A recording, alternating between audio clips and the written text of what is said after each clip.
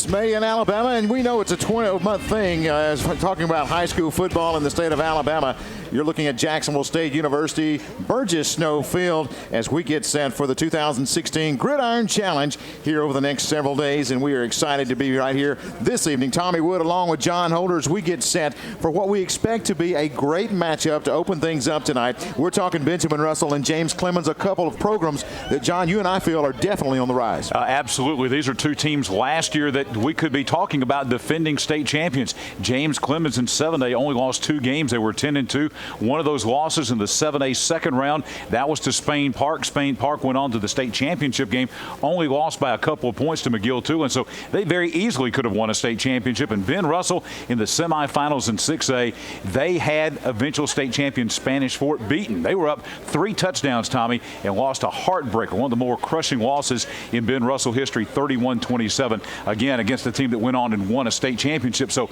these are 2 elite programs in 7A and 6A football in the state of Alabama. You talk about James Clemens again. They have improved every year. Their 4th year of existence, and really each and every year they have improved. And you and I feel like that in the North, they have a great opportunity to make some noise this time. They really do. They've got 17 starters back, including 8 starters back off a defense that was the #1 defense in 7A football last year, as we get ready to not kick it off, but take our first snap here. And I think, Tommy, we're going to see JV action here to begin the game here at Burgess Snow Field. Colin Brown, the quarterback, in there for the Jets as we open it up with a handoff right up the middle with a good gap on the right side. There's going to be McGee. He's across midfield, 45, and be drugged down as he gets into the 35-yard line. Great run by McGee, tracking him down for Benjamin Russell on the other side. But you see right here, this guy's got some speed for a young guy, and for not the speed of DJ Hunter, the junior cornerback for Benjamin Russell. He would have been in the end zone.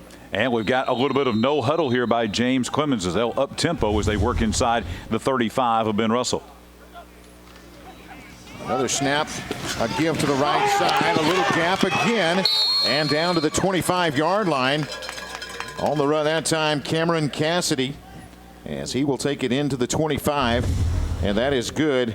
It looks like shy of the first down by about a yard, but good blocking out here on the perimeter, John. Ben Russell had the maroon jerseys in the neighborhood. 3 players in the area couldn't track him down, then broke another tackle, and another nice gainer, 2 plays, 2 nice runs by James Clemens. Coach Danny Horn not accustomed to giving up a lot of real estate, but a couple of back-to-back plays for James Clemens, and they are able to move it deep into Benjamin Russell territory. This time, handoff up the middle. Gain again inside the 20, hammering it all the way down to about the 13. Mark the knee down at the 14-yard line, but good blocking, point of the attack. You see the hole open up there. And a gain right up the middle once again.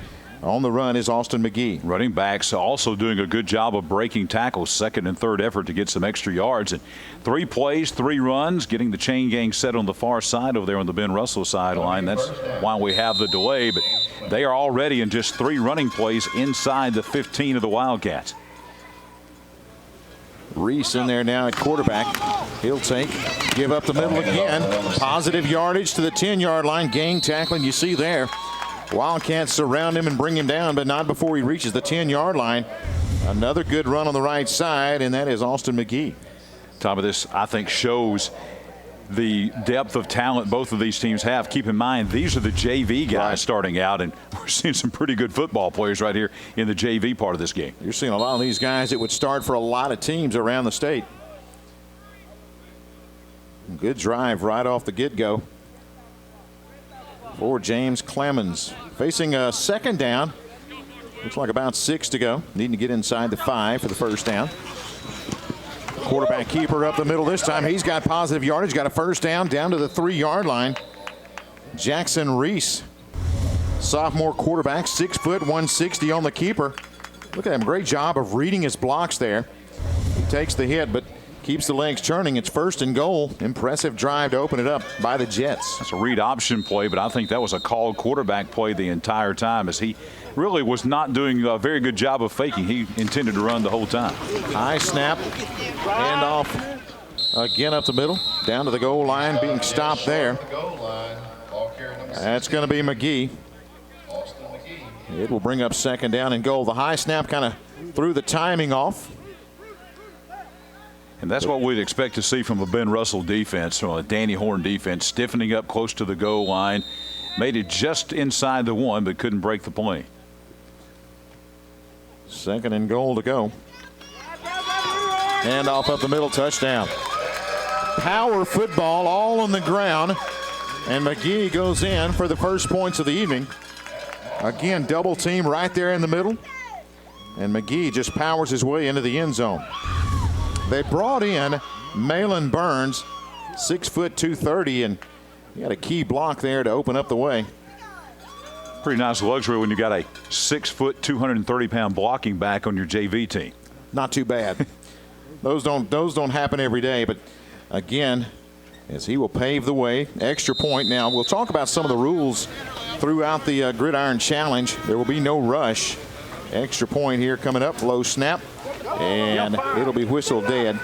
Actually, they'll put it back down on the ground and get the kick. That's the way to reset it. This is spring football, folks. Kicking game is not live. Obviously not live. And again, 7-0 the early score here. But you see the blocking up front here.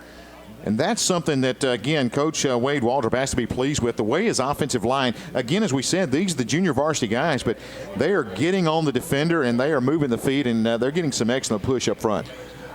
Our very own Mickey Shadricks was talking with Coach Danny Horn of Benjamin Russell, and he said that even though technically the plan going in is that we will have 2 quarters of JV action and 2 quarters of varsity action, if the coaches agree to it, they're going to basically kind of play this by the feel, so to speak. They're going to be in a situation where they may play a little bit longer than that as we look at the Tony Sarah Ford scoring drive. 7 plays, 65 yards, each 2:39 off the clock, all of it on the ground.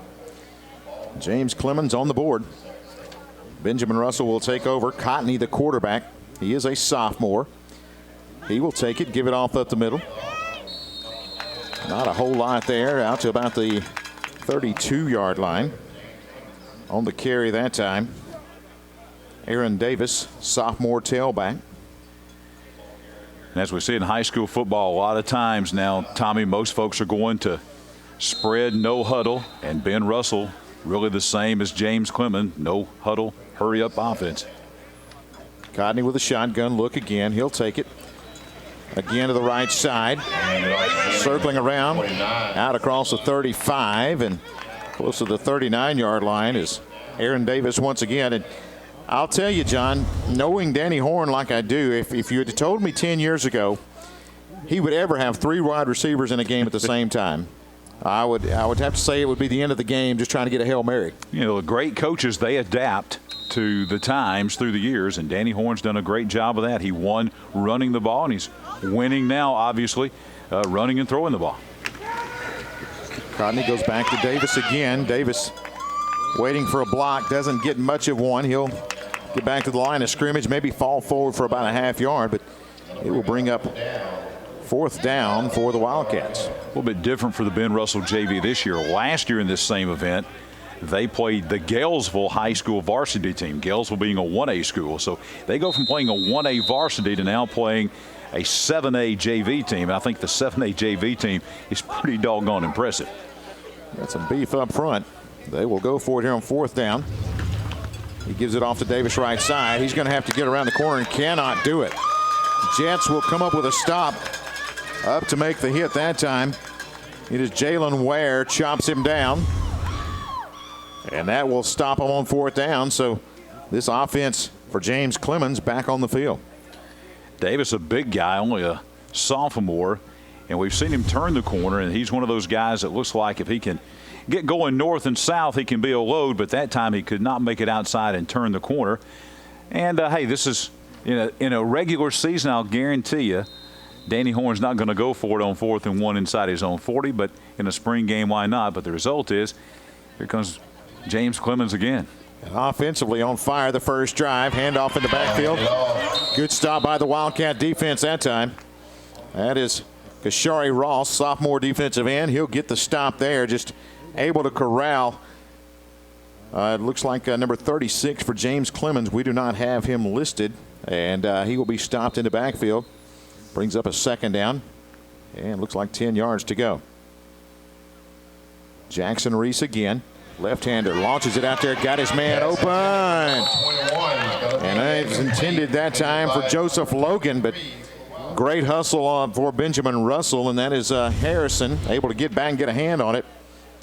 If he floats it out there a little further, he's got him in the end zone, but again, I think that just got into the vision there and able to knock it away. Yeah, Logan stopped running. I think if he had kept on going instead of backtracking, probably would have been in a better position to catch that ball. Third down, about 9 for the Jets. They lead 7-0.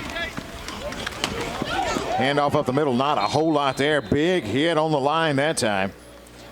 Up to make the shot for Benjamin Russell, Isaiah Holloway, as he will get the stop, and it's 4th down for the Jets. And even though we say this is junior varsity, that does not mean, Tommy, these are 9th and 10th graders. We look at the roster, there's juniors and seniors out here on this, what we're calling the JV. They're wanting their shot to play this fall, so good chance to do it right here. They'll flare it out on the outside, incomplete. And the Jets will turn it over on downs. Wildcats will take over offensively, trailing 7-0 to James Clemens. That time just a little flare pass out in the flats. Unable to connect there. Plenty of football coming your way the next several days here at Burgess Snowfield. This, of course, a JV game, and the varsities will square off in the second half of this matchup, and more football tonight, John. We're looking forward in the second half of this, so to speak. The last 2 quarters, which are planned to be varsity quarters, may see a little bit more than that. We're going to see some elite high school talent, some of the top players in the country, especially on the James Clemens side of things, coming up when we get to the varsity section. We'll talk more about some of the elite SEC talent that we're going to see in the second half of this game coming up. Davis not a lot on the right side that time. Brings up a 2nd down at about 9.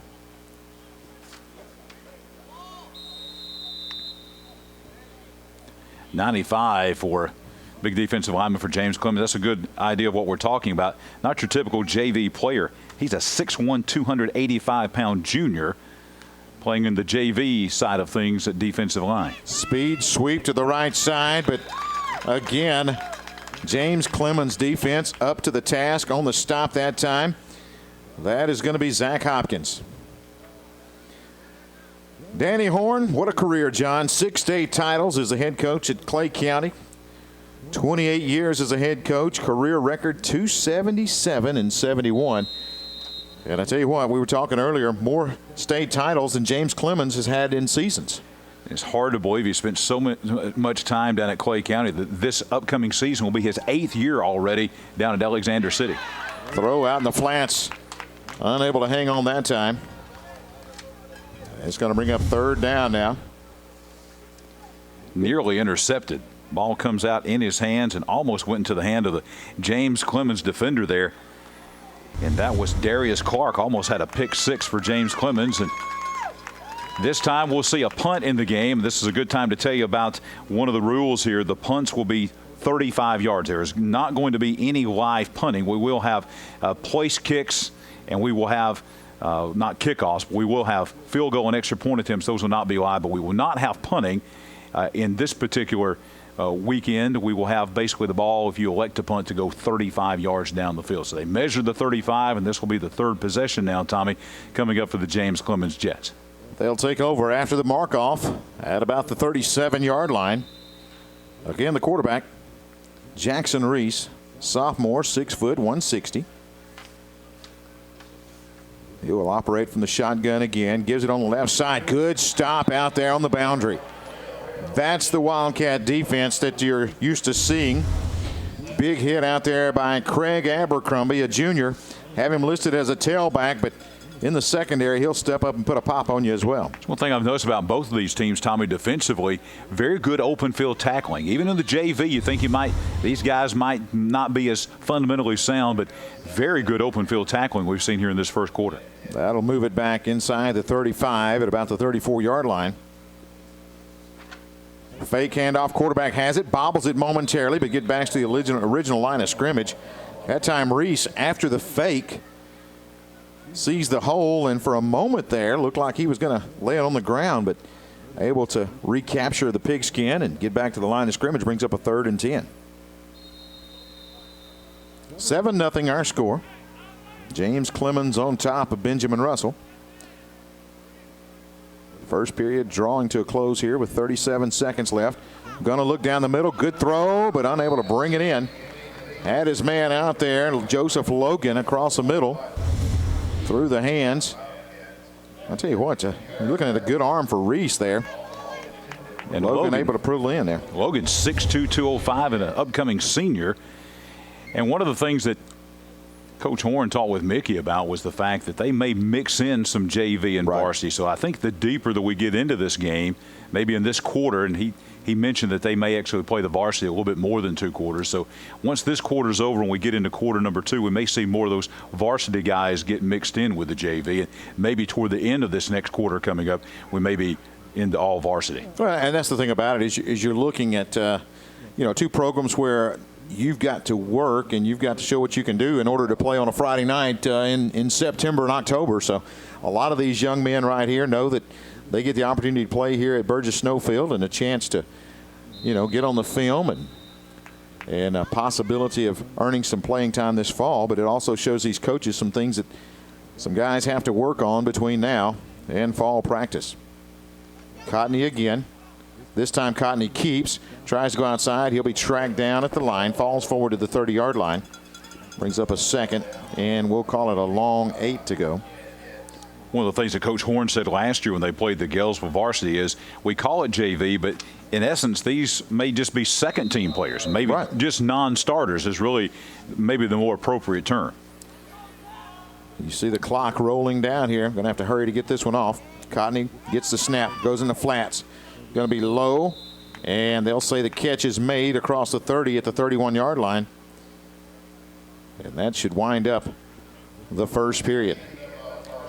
7-0, James Clemens with the lead here in the junior varsity matchup with Benjamin Russell here in the 2016 Spring Football Challenge. You see the touchdown there. Put the Jets on the board. And they lead 7-0. Back in just a moment with more football here at Burgess Snowfield.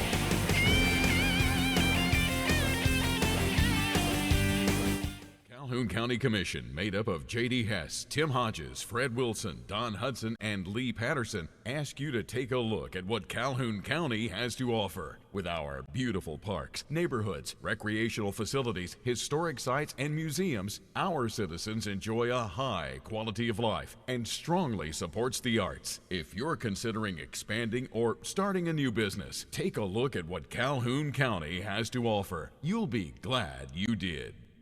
Oxford Secure Storage has now expanded with over 140 units.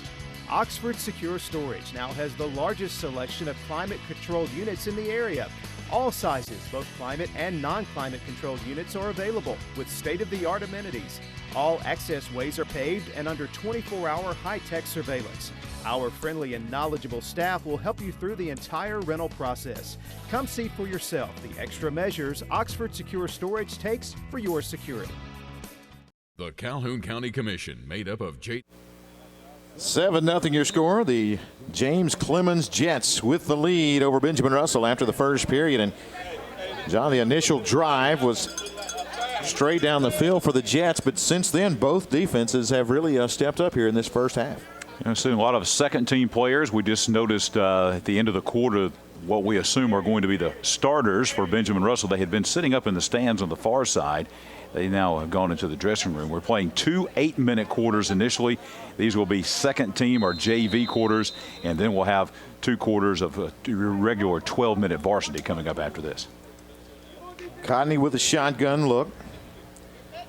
He'll fake it and then be tracked down in his tracks. Nowhere to go there. And we talked about Big 95. That guy, Terrell Wynn, 6'1", 185 junior.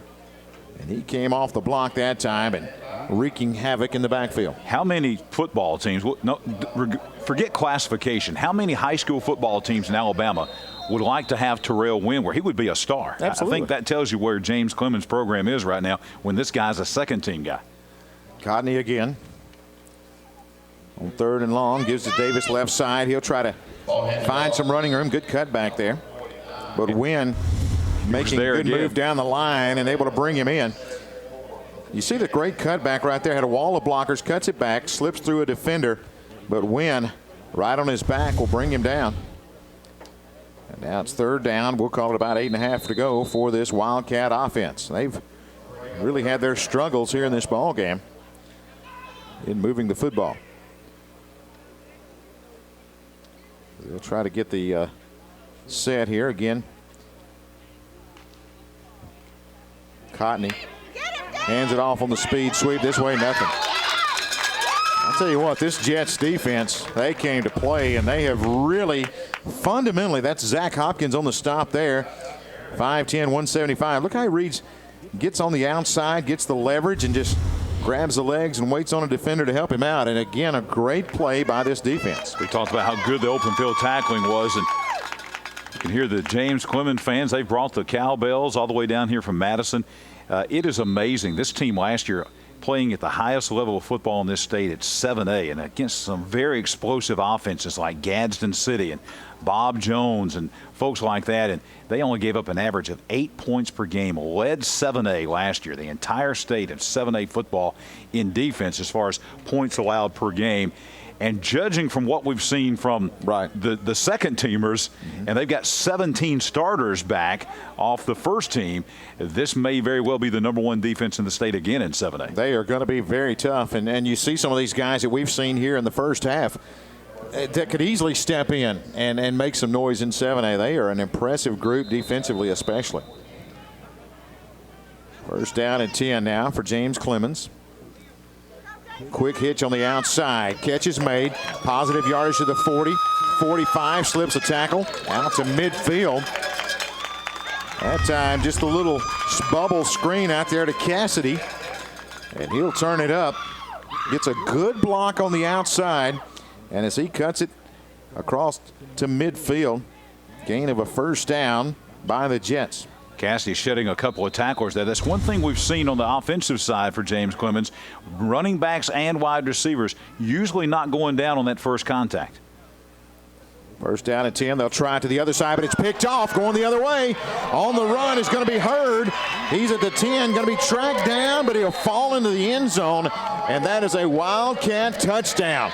He read the bubble screen to the other side, and he steps in front of the intended receiver.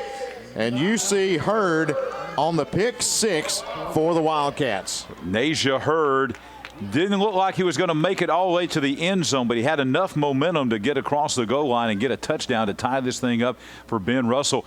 You know, we had been told that Ben Russell had a lot of young guys, and this was one of the young guys we were talking about was Hurd, and boy, did he I think he probably turned Danny Horn's head that time a little bit. He read that play from the snap and able to step in front and take it all the way into the Gamecock end zone. 7-6, an extra point away for the Wildcats of tying this thing up. And it looks like Tyler Finn will be on for the extra point out of the hold of Cam Caldwell. As we mentioned, no rush. Holding for the Wildcats will be number 12. And even if you have a bad snap, it doesn't matter. You can just bring it over and try again. Kick is up. Oh, but it hits a lineman and will not go through. And the score remains 7-6. Looking back just a moment ago here at Burgess Snow Field, the kick, bless his heart, wow, in the back of number 78. Chasing Chanel. Again, nothing's live, but it will. I think you're still a target if you're up front. It's not live, and so Chanel just stood up. Right. I think if in a normal situation, if he would have stayed low, the ball probably would have gone through, but he just kind of stood up, and the ball hit him right almost in the back of the head, right in the back of the shoulder. It would have at least ricocheted off and maybe made a better look at the uprights. But you see Wade Waldrop there, second coach in the 4-year history of the school, and his 11th season as a head coach, former head coach at Chelsea. And again, continually improving at James Clemens. Hand off the left side, not a lot of running room there, and that Wildcat defense able to get some penetration and a good stop in there by the Wildcats. That's what we're used to seeing from Ben Russell. Game tackling, a lot of guys getting to the football that time. Probably the best defensive play we've seen from Ben Russell so far this afternoon. Talking about Wade Waldrop and his his team, you know, that they were 0-10 the first season, and then Wayne Waldrop and his staff came up from Chelsea, and from that time they've been 2-8, 7-5, and then 10-2, and the second round of the 7A playoffs last year. Hand off right side again, trying to get to the corner. Finally does, turns it up in running room across the 45-yard line. I am impressed with these James Clemens Jets in the way that these players, these young guys, can slip tackles to the outside, a little bit of a stiff arm, and then takes another lick and falls forward and gets 2 more yards. The yards after contact have been key offensively so far today for James Clemens. Nyquez Johnson. Have him listed as a strong safety. Check that. Not Johnson, actually. That is going to be McGee once again. Give up the middle. Not a whole lot there that time. On the carry, Cassidy once again. 4th and 1 coming. Ben Russell went for it on 4th and 1 in the first quarter, and it looks like James Clemens on their first opportunity for a 4th and 1 is going to do the same inside their own 40. Reese and Cassidy in the backfield. 4th and a yard. And Reese will hand it off. Cassidy turns the corner, first down, breaks a tackle, great run, cuts it back, showing the speed to the near side.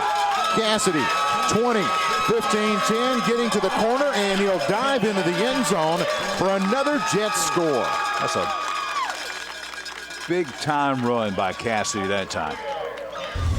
Took it on the speed sweep to the right side. Once he gets there, cuts it all the way back across the grain, and just outruns the defender to the corner of the end zone. And the Jets find their way in the end zone again and lead 13-6. Great speed, great cutback, great running, great vision. But you know what I was most impressed with? He got to about the 45-yard line, and he's put the ball in the other hand. Absolutely. Great coaching by James Clemens. Extra point coming up for the Jets. Matthew Randell will get the shot, and he will put it right through there. So both extra points have been successful for James Clemens. But you see, when you look at this run here, as you said, cuts it back. Great vision to see the backside had been vacated. And Cassidy with enough speed to outrun DJ Hunter and gets to the corner of the end zone. Again, the Tony Sarah Ford scoring drive, 4 plays, 65 yards. 1:55 off the clock, and a big run there by Cassidy. Now the Wildcats needing a touchdown and 2-point conversion to tie this up. They'll get a chance offensively to come back out. Starting this drive at the 30. Speed sweep goes to the left side to McNeil, and he is tripped up in the backfield. Falls forward maybe to the line of scrimmage, but brings up 2nd down and 10. McNeil ran all over Davis. Davis was trying to block for him. He had so much speed, he literally ran over him trying to get to the corner. 2nd and 10 for the Wildcats. Good look there. Landon Cotney, sophomore quarterback.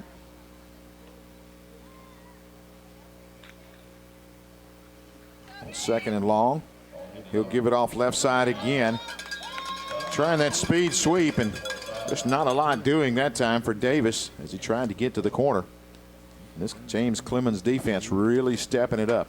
You know, you go back to the run by Cassidy and talking about him switching the football from the right hand to the left. You always want that ball on the outside arm where you carry it. So if it gets knocked out, it has a better chance of going out of bounds. One of the small things that coaches teach about, Tommy, and have a timeout going to be called by Ben Russell. There's a lot of guys who see in college football that don't do that.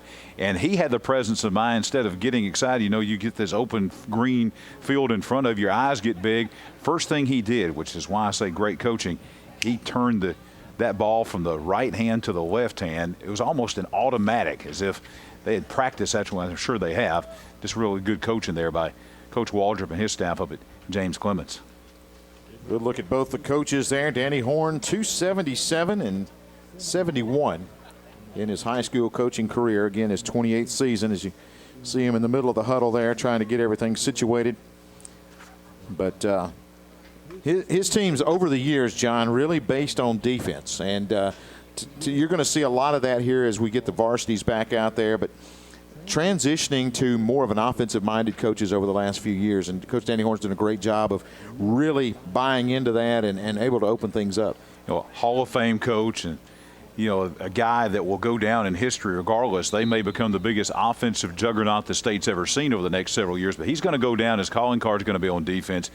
Tommy, you called just about all those state championship games that he had down at Clay County, and the defenses he had there will go down in state history as some of the greatest high school defenses in the history of the state. So many shutouts. If you're unaware, Coach Danny Horn led Clay County to 55 consecutive wins during a run during the mid-90s. So Codney back to pass, pump fake, going to roll out to the right side.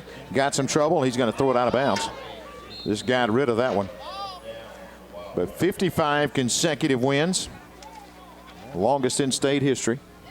And it was an incredible time to be covering high school football at that time. And shutout after shutout after shutout. We take a look at Cotney there. Talk about good coaching. He came out and went through his keys. Great young quarterback there.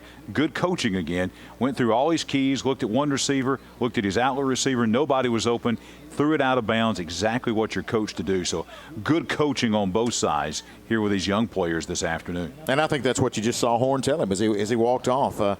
Just, you know, hey, you get rid of the football before you get yourself in trouble and not try to force something and give away the football in a turnover situation. Because you could kind of see Cotney going through the progression in his mind. He's going, okay, first progression, not there. Second choice, not there. Third choice, no one's there. Throw it away. 2:58 left to play here in the first half, and James Clemens will get another possession here in this JV matchup. Good look there at Jackson Reese as he will give to the first man through, and that's going to be Davis. A yard gain, but good stop out there on the boundary by the Wildcats, and that's going to be Holloway with a stop. Now, we will admit something to you, at least I will. Tommy, you may know the answer to this. When we get to the varsity, are we going to reset the score, or do we keep it at 14-6? I have to confess I don't know. I'm not sure. I'm assuming that we will reset, but we'll have to wait and see. I'm assuming it's a reset situation. Handoff left side. Trying to get through there, and good tough running on the carry that time. C.J. Hansen, 5'10", 180. And you see him kind of weaving his way here. Read his block, slips another defender, but as he keeps the legs churning, able to fall forward, so a tough run on the inside for C.J. Hansen. 2 minutes exactly to go here in this quarter, or this half, if you will, or maybe even this game. See what James Clemens can get going and running the 2-minute offense. Going to throw the fade pattern. Got his man out here and cannot connect. Looking for Joseph Logan, who had a step on the defender. And he just launched it a little too far, did Reese. If he keeps that one in the field of play, Logan could have tracked that one down. Instead, it brings up 4th down, and the Jets will have to turn the football over. Good route running by Logan again. That's the second time in this game we've seen him be open for potentially a big play in the passing game, but first time probably was his fault. Second time probably the quarterback's fault in overthrowing. Change of possession here with 1:47 remaining. The Wildcat offense another shot to try to get an offensive touchdown. The only score for Benjamin Russell on an interception return. 4-6 for the Wildcats. Let's see if Coach Horn, with 1:47 to go, see if he decides to air it out and try to move down and tie this thing up. 2016 Gridiron Challenge. Tommy Wood along with John Holder. We're at Burgess Snowfield, 14-6. James Clemens with the lead over Benjamin Russell. Right after this, in just a 1:47, we'll have the varsities. Expecting a great game between Ben Russell and James Clemens. Later on tonight, we've got Oxford. The Yellow Jackets taking on Ray County, Tennessee, coming down from the Dayton-Evansville area of central Tennessee, coming down, making about a 3-hour, that's our first penalty of the game, I believe. Making a 3-hour trip, Tommy, down from north of Chattanooga, between Chattanooga and Cookeville, coming down to play our first out-of-state team that we've had. And we've been having this event here at Jack State for several years, but we've yet to be able to attract a team from out of state, but we have the Ray County Golden Eagles coming in later on tonight to take on the Oxford Yellow Jackets. Going to be a lot of fun. Again, a chance for them to come down, play in this great environment, and we're looking forward to having them. And this event is always such top notch. It's going to be a lot of fun this evening watching the Yellow Jackets get some action. Handoff to the right side. Wow, what a hit. And I'm going to tell you, at number 19, you're looking at him right there. That guy has been impressive here in this first half. That is Zach Hopkins, a sophomore linebacker. And watch this hit right here. Perfect form, head on the football, drive those legs. And he's able to, again, put a stop on that carry by Abercrombie. Both these teams, even down at the second and third level, fundamentally sound. We've just not seen very many missed tackles today. It's amazing, especially in the spring game. Bringing young guys in the spring game, they only really have 10 practices, Tommy, and not all of those are in full pads. And to see the kind of tackling we're seeing here, pretty doggone impressive. Abercrombie with the call again.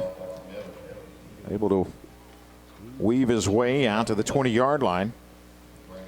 We are under a minute remaining here, 14-6. Looks like James Clemens will take this. Looks like a victory, as we are assuming they will reset the scores, but we will make sure as we have our timeout in between this and the varsity level. Another handoff up the middle. That time on the carry, Abercrombie again. And he will bring it out to about the 24-yard line. Fourth down, clock ticking. We see Coach Horn just air it out here on the last play. I think that you might as well. You know, it's 13 seconds left. Well, the question now is, are they going to get the playoff? I don't think they only have – that's another rule. They only have one timeout per down quarter. To 3. They'll have to hurry, and they get movement on the interior. So a defensive penalty with 1 second remaining. The half can end. This is being treated as a half. The half can end, or a game can end on a defensive penalty. Or can it? The officials discuss it. Maybe they're saying that Ben Russell moved. The officials are discussing, but you've got another group of Jets out here. They'll wave it off, and that is the end of the first half. So we will have varsity action coming your way momentarily. What do you think? Looks like they're going to warm up. It looks like the James Clemens varsity is going to warm up and the Ben Russell varsity going to warm up. So it looks like we are going to get two separate games. So we will take a timeout. 14-6. James Clemens. You see the two scores right here. This the pick six by Hurd for Benjamin Russell as he makes his way into the end zone to get Benjamin Russell on the board. But the big run of the ball game, Cameron Cassidy. He'll take it to the house and give James Clemens the victory. Back in just a moment on TV24.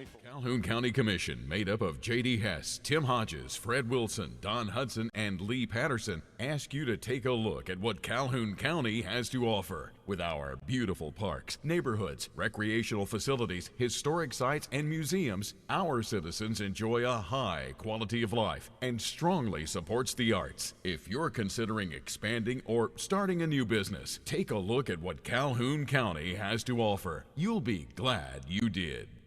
Oxford Secure Storage has now expanded with over 140 units. Oxford Secure Storage now has the largest selection of climate-controlled units in the area. All sizes, both climate and non-climate controlled units, are available with state-of-the-art amenities. All access ways are paved and under 24-hour high-tech surveillance. Our friendly and knowledgeable staff will help you through the entire rental process. Come see for yourself the extra measures Oxford Secure Storage takes for your security.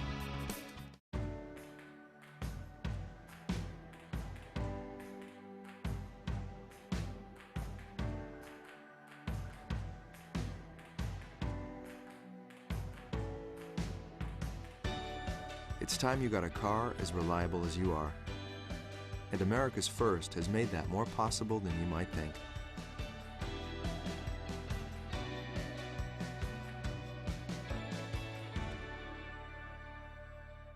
When it comes to great tasting barbecue, nobody does it better than Dad's Barbecue. Dad's Barbecue is slow hickory cooked to perfection, and Dad's menu includes a wide selection of popular items such as our smoked chicken sandwich, ribs, salads, and the best chicken fingers in town. And Dad's does catering, so let Dad's take care of your next party, family reunion, church function, or any type of get-together. Family owned since 1985. Dad's Barbecue with locations in Anniston and Rainbow City. All right, guys, here with Coach Danny Horn of Benjamin Russell. Got a good chance to see your JV squad there for a half. Talk about what you saw. Well, we got a lot of young players out there, inexperienced, and we got after that first drive. I thought the defense played much better. Offensively, we got a long way to go, but in the spring, you don't have that many days to work on, and your defense is going to be ahead of your offense anyway. So, we got a lot of work to do there, but we'll get there. Absolutely. Now your older guys come back on the field after a few days of practice during the spring. Talk about what you want to see early on with your varsity squad. Well, there's some players I know what they can do. I'm interested in seeing, the others that maybe this is their first time to start. And we got a lot of them like that. We got a lot of inexperienced players this year. We had a really good team last year and had a lot of good seniors. And I'm anxious to see how some of them, in the spring, you're just looking for a few surprises, And I've seen a couple during practice, but when you're playing against somebody, even though it's just a half, it gives you a little bit more idea of what they can do. From a philosophy standpoint, you're taking on one of the better teams and one of the better classes. Talk about the philosophy of playing great competition, solid competition in the spring as you lead to summer and fall camp. Well, I don't care who we play. This is a spring game. And winning and losing is not the important thing here. The important thing here is finding people that can contribute, finding some depth. And, I don't care who we play. I know they're a good team, but they'll do us good, to go up against them. So we'll find out a little something about, what we got to work on. I know, after just 2 weeks of practice, we're not polished by no means, but I'm just anxious to see how we come out and play. All right, I'll let you get back to it, Coach. I appreciate it. All right, we'll see you soon. Guys, back to you. Had a fender bender? Have them tow it or take it yourself to Wesley's Paint and Body. Baker Reynolds and his guys have been this area's go-to team for quality automotive body repair and paint work for years. All makes and models, foreign or domestic. They take them crashed and make them look like new. And with Wesley's larger new facility, including 2 full-size paint booths, they can get you fixed up fast. Always free estimates, best price on repair work, insurance claims welcomed, and service with a smile. That's Wesley's Paint and Body, Highway 78 East in Anniston. Hi, my name is Reverend Jeffrey C. Williams, the owner and licensed funeral director of Anniston Funeral Services. At Anniston Funeral Services, we are compassionate and caring individuals committed providing quality and professional service at affordable prices. We are where service begins and never ends, and love is what love does. Anniston Funeral Services offers affordable services to meet any need for all families. Anniston Funeral Services, 630 South Wilmer Avenue, where service begins and never ends. For over 15 years, Mizell Heating and Air Conditioning has provided superior year-round comfort for you and your family. And no matter what kind of system you have, now is a great time for a tune-up to make sure it runs smoothly all season long. And if it's time for a new one, we're the Rheem team, offering energy-efficient Rheem heating and cooling systems that will save you money on your energy bills every month. From service calls to a complete replacement, you can count on Mizell Heating and Air Conditioning to do it right. First time, every time. Why do so many people choose Riverview Regional Medical Center? Reason number 1, ER Extra. ER Extra is extra fast emergency room care. You'll be seen by a doctor or medical clinician in no time flat. ER Extra. Extra fast, extra easy, extra great emergency care. ER Extra. One of the many reasons you choose Riverview Regional Medical Center. Close by, far better.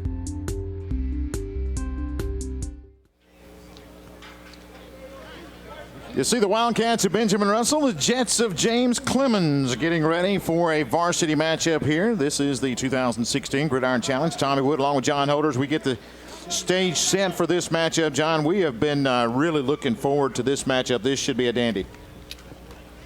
Yeah, it's going to be a great matchup coming up between James Clemens and Ben Russell. The JV's out of the way, and now we've got the varsity coming, and we've got some fantastic players coming up. You're going to see some great talent on both of these teams coming up, especially James Clemens. James Clemens, as we mentioned in the open before the JV, they're in a situation where they've got 3 SEC players. There have been multiple offers from SEC schools, and then they've got 3 or 4 more players that are also college prospects as well. Very talented team, especially on the defensive side of the football for James Clemens. You and I are excited to see LeBrian Ray. This guy is probably the best lineman in the state as far as the 7A lineman of the year last year.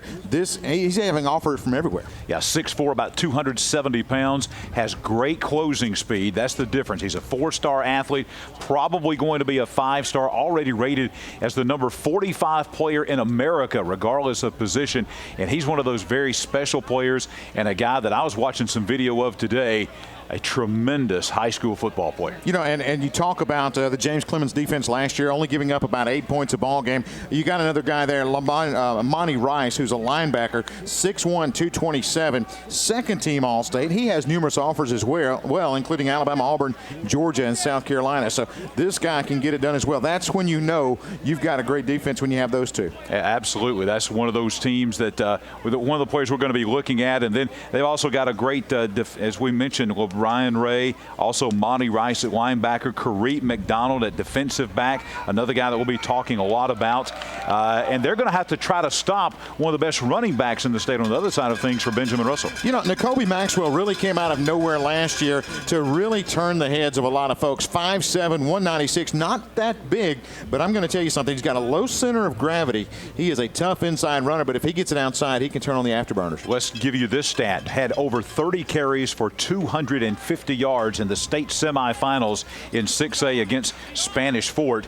And that is against the team that was the 6A state champion on their home field down at Spanish Fort. So he's done it against the best this state has to offer. We're going to see some really talented football players coming up in these next 2 halves. When you look at those defenders you see on your screen there, Ray, Rice, and McDonald, there is no doubt that this is going to be a tough defense coming back. We talked earlier, 17 starters coming back from this team, and really going to be led by the defense. Yeah, and 8 on the defensive side. Benjamin Russell, we mentioned, N'Kobe Maxwell, the running back, Timmy Lawson, a defensive back. We're hearing great things about him. And along the offensive front, big number 70, Carter Jones. Those are your 3 guys to keep a look at for Benjamin Russell. The Wildcats coming off a season last year where they finished 12-2. They fell at Spanish Fort in the playoffs. And you look there as, again, the big lineman able to get it done. And that is Carter Jones. They're expecting a lot out of the senior guard there for the Wildcats. And replacing a lot of starters on that offensive front is Danny Horn. But you got one guy there that knows exactly what's going on that offensive front. And we talked with you and I have talked with the Ben Russell radio guys down there that we know. And they were telling us, Brett Pritchard and Randy Lee were telling us that, hey, this is a team that lost a lot of folks. They've got some guys coming back, but they got some young guys that are really going to have to step up if they're going to make a run at another 6A title. Especially on that offensive front. And you see that number 8 right there. He is the jersey worn by number 8 last year, Tyree Gray, who is now at Murray State. That was a young man that was electrifying. You saw him make plays, and this guy every week, week in and week out, he was a player that turned the heads of the opponent, and really the fans just left talking about Tyree Gray. But he has moved on again to the Bluegrass State, so they're trying to find who can they count on. And I know they're looking at Maxwell, but they're going to have to really have a good year out of the quarterback, and that's going to be Cole Grogan. When you look at Grogan, this guy is known all around the Alex City parts for his soccer prowess. This guy is really going to leave as one of the top soccer players in school history. They've been playing soccer for a long time, but they expect a lot out of him, Cole Grogan, at quarterback.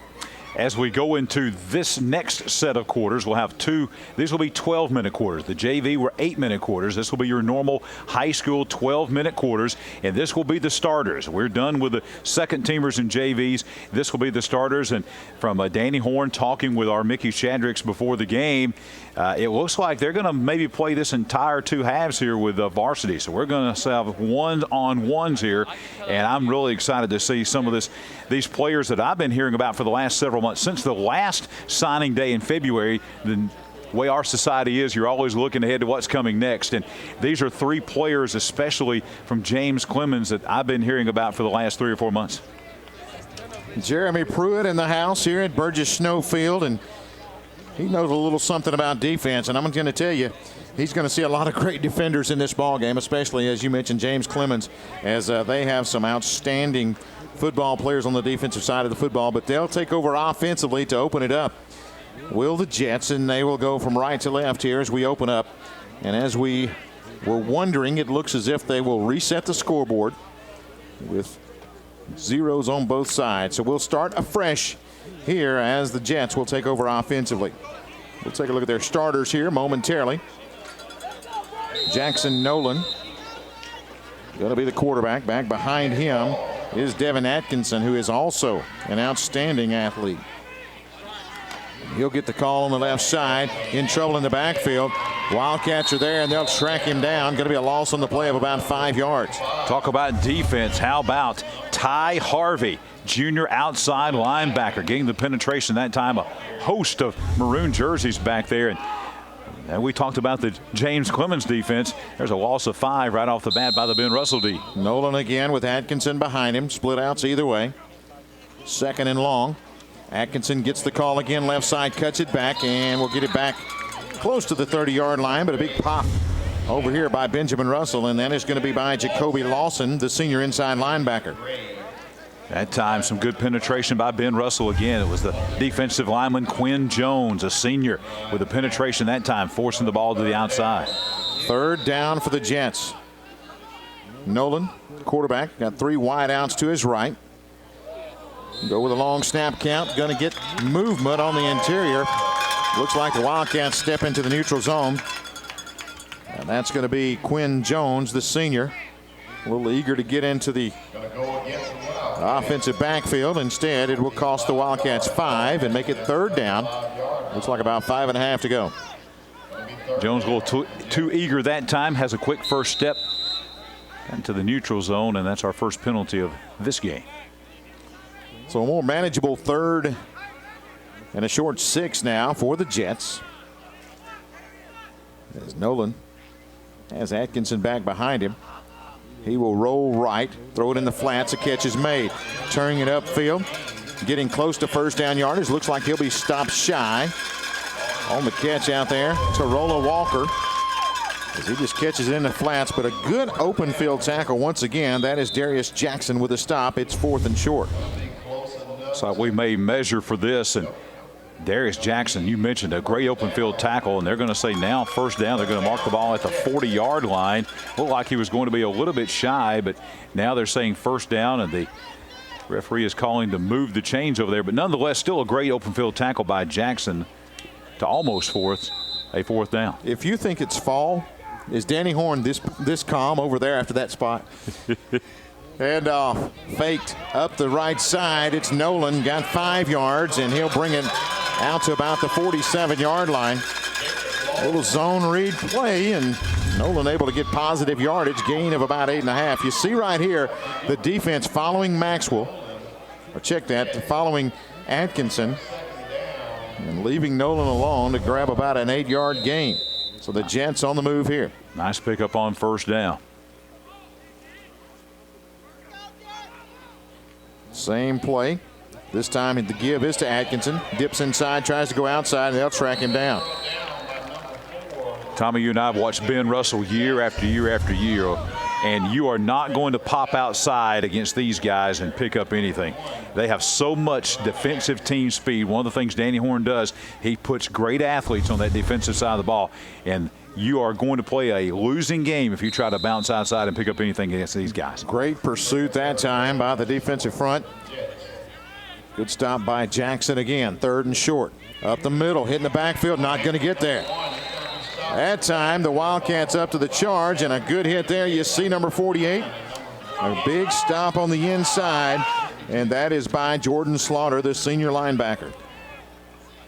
He came up and put a pop right there. Actually a loss of 2, and it's going to be 4th down and about 3 to go, Tommy. The ball's sitting inside the 48. They've got to go across the 50 to get it. They're going for it. Spring football.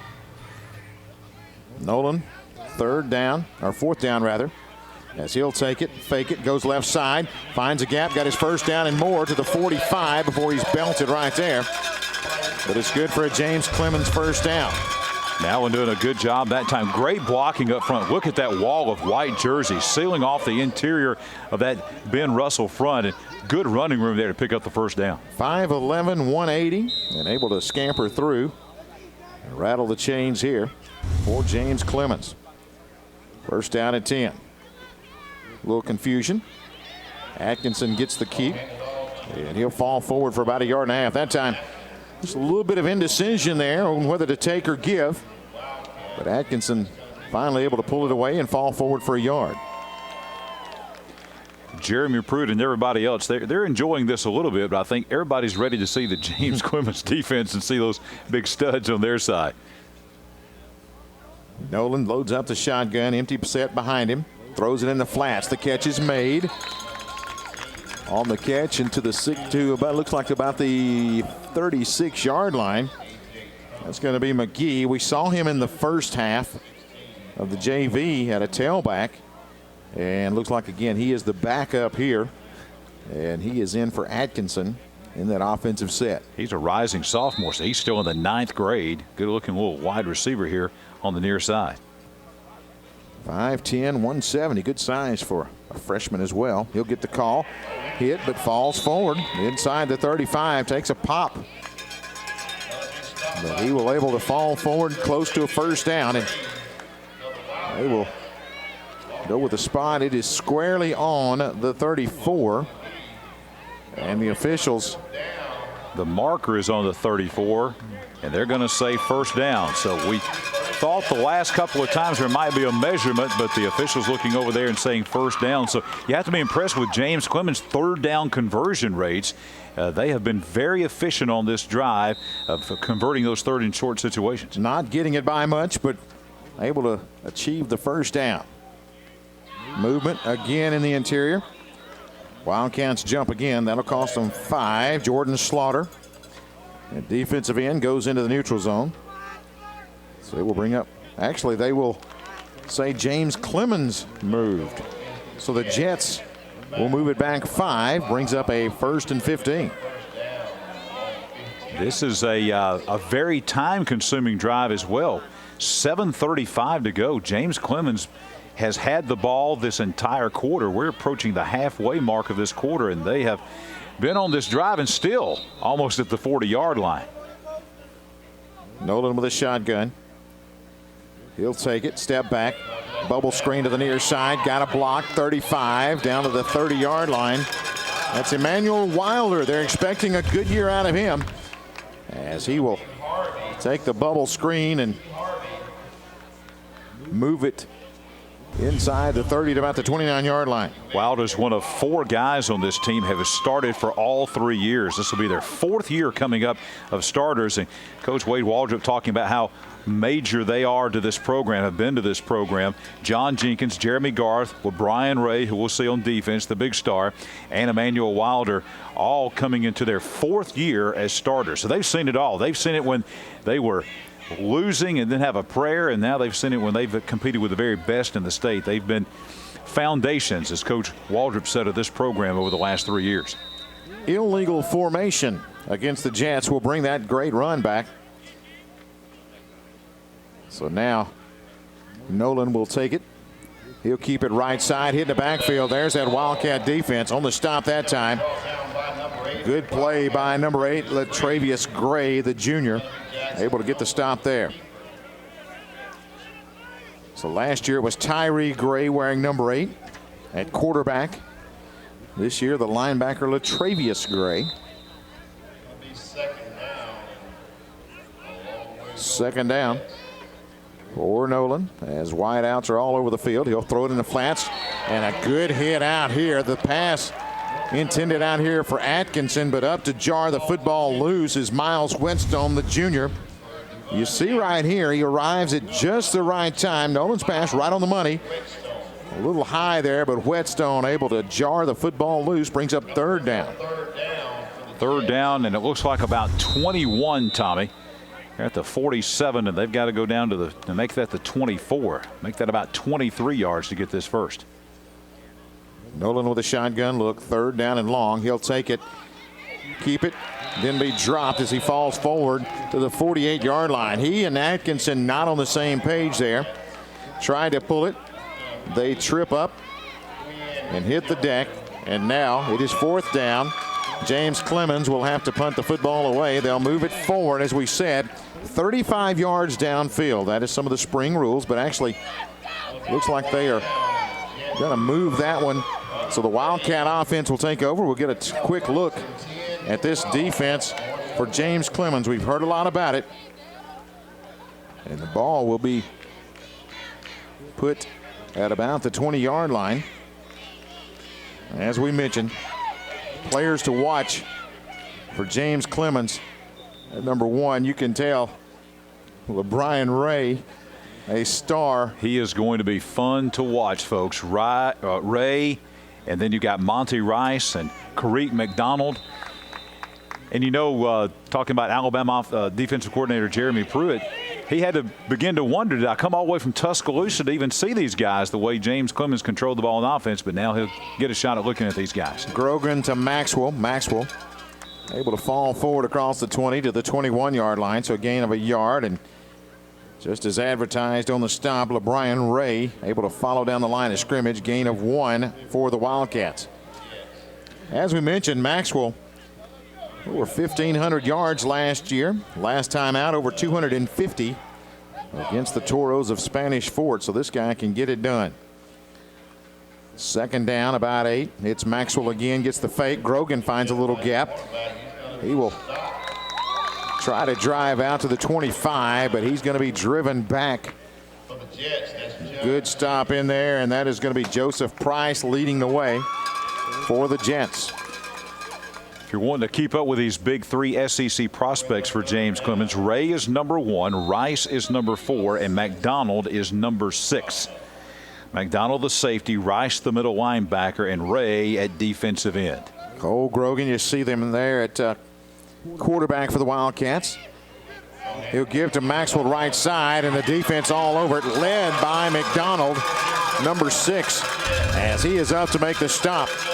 You see the speed of Kyreek McDonald as he been able to get off the defender and make the play. Let me tell you a little bit about Kyreek McDonald. If you want some stats, finished last year with 63 tackles, 7 interceptions, a block punt, but check this out. Returned 3 interceptions, 2 fumbles, and 2 block punts for touchdowns. Unbelievable. He was a finalist for 7A Back of the Year. Normally, we're talking about 7A Back of the Year, Tommy.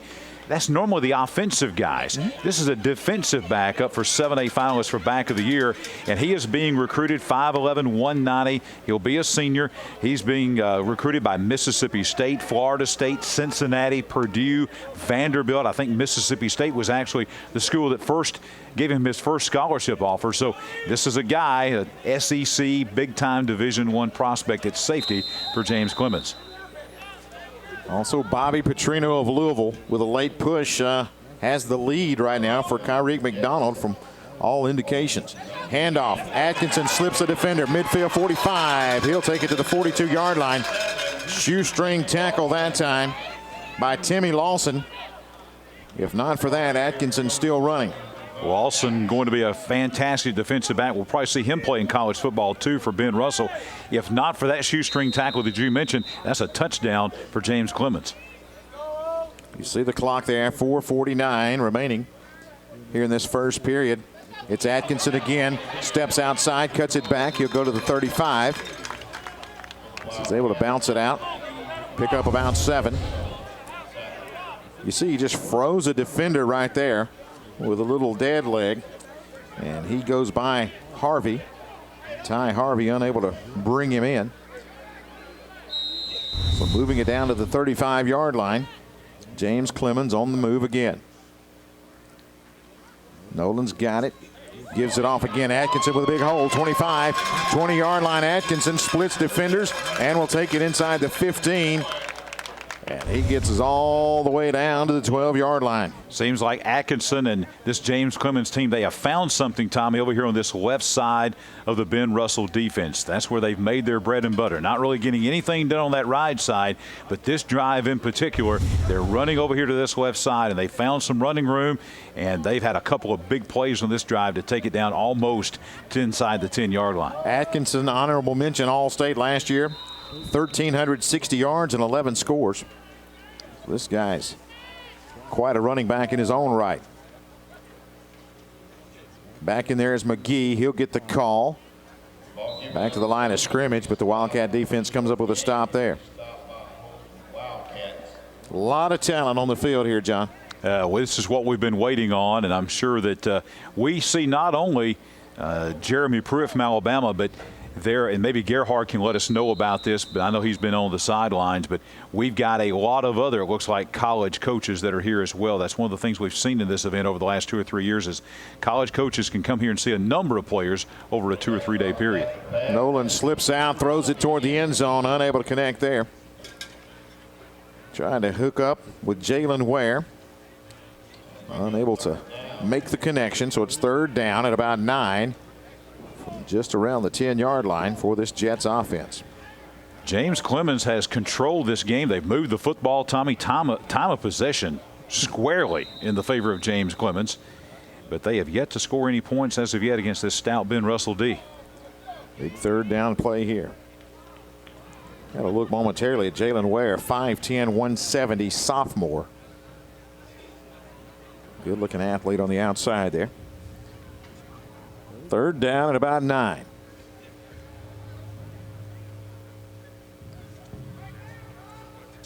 This time Nolan fakes it, keeps it up the middle. He'll get to the 5 and bring him down at about the 4-yard line. So it's going to bring up 4th down and looks like about 3 yards to go for the Jets. They can attempt a field goal, Tommy, but there will be no live rush to that, but they can attempt a placement kick. But they're going to go for it. 4th down and about 2.5. They can get a 1st down just inside the 2-yard line. Bringing Atkinson back in to the backfield.